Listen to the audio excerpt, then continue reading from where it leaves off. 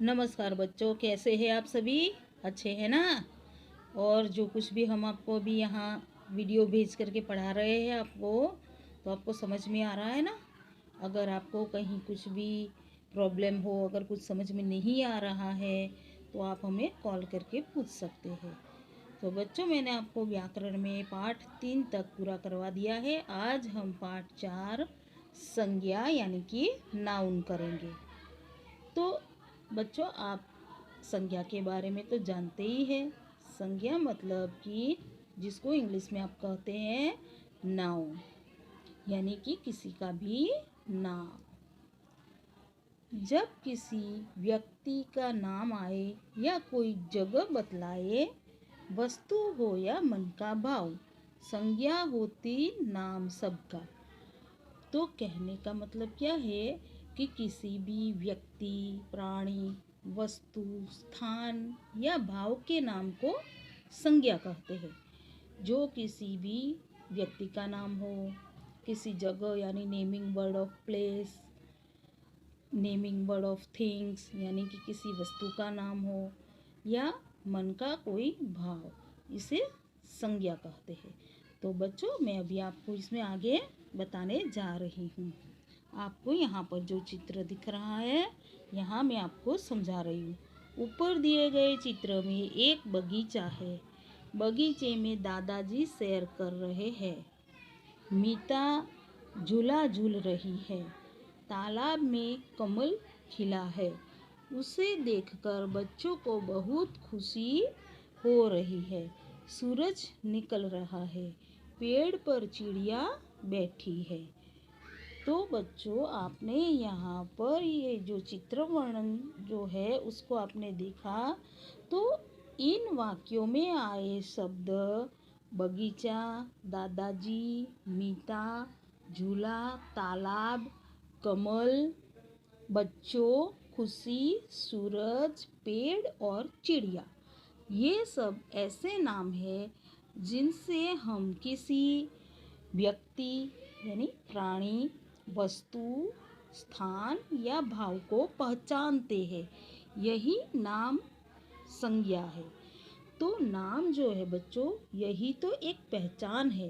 वो चाहे किसी का भी नाम हो, चाहे किसी व्यक्ति यानी प्राणी, किसी वस्तु, स्थान या भाव के नाम को ही संज्ञा कहते हैं, और यही उसकी पहचान कराता है।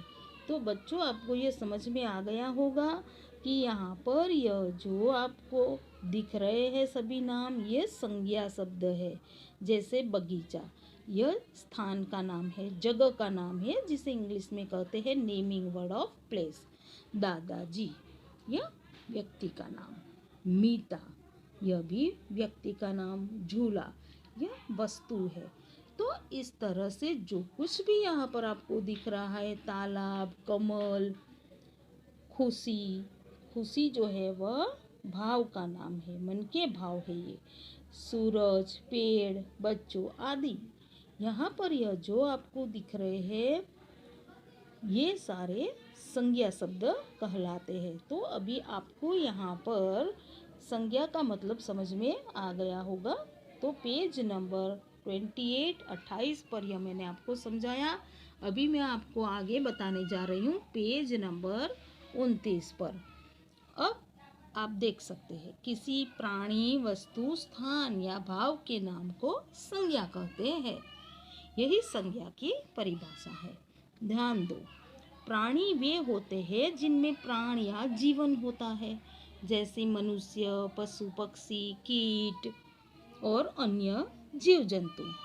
तो उसे प्राणी कहा जाता है कि जिनके अंदर जीवन होता है, प्राण होता है। मनुष्यों में व्यक्तियों के नाम जैसे रमन, मीता, उनके संबंधों के नाम जैसे दादाजी, भाई बहन, उनके समूह के नाम जैसे खिलाड़ी, अभिनेता, गायक आदि शामिल होते हैं। तो यह सारे व्यक्तियों के नाम है जो मैंने अभी यहाँ पर आपको बताए। अब हम आगे देखते हैं। अन्य प्राणियों में पशु, पक्षी, कीट आदि के नाम जैसे शेर, बिल्ली, मछली, कछुआ, तितली, मक्खी, चिड़िया, कबूतर आदि आते हैं। तो यह है अन्य प्राणियों के नाम। वस्तुओं में सभी निष्प्राण चीजें, निष्प्राण का मतलब होता है कि जिनमें जान नहीं होती है, जिसमें जीवन नहीं होता है, यानी कि नॉन लिविंग थिंग्स, जैसे झूला, सूरज, कार आदि आते हैं। यह निष्प्राण चीजें कहलाती है।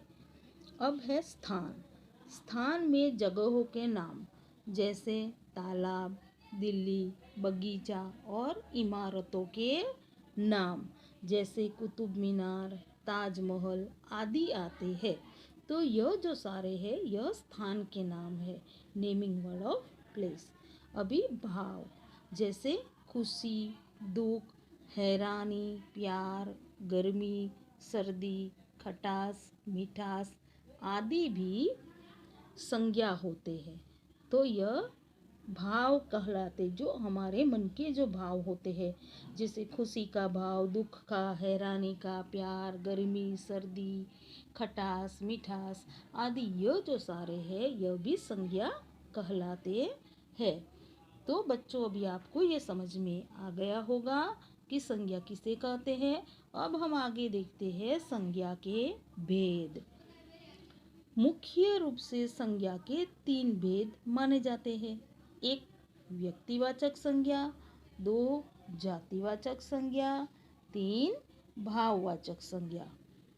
तो बच्चों मैंने आज आपको यह पाठ में संज्ञा के बारे में बताया, जिसमें मैंने प्राणी, मनुष्यों, वस्तुओं, स्थान और भाव के सारे मैंने आपको यहाँ पर आपको उदाहरण भी बताए, और संज्ञा क्या होती है यह भी मैंने आपको समझाया कि किसे कहते हैं, और मैंने आपको संज्ञा के भेद कितने होते हैं यह भी मैंने आपको समझाया।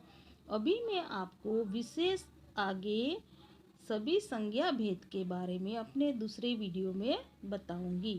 धन्यवाद।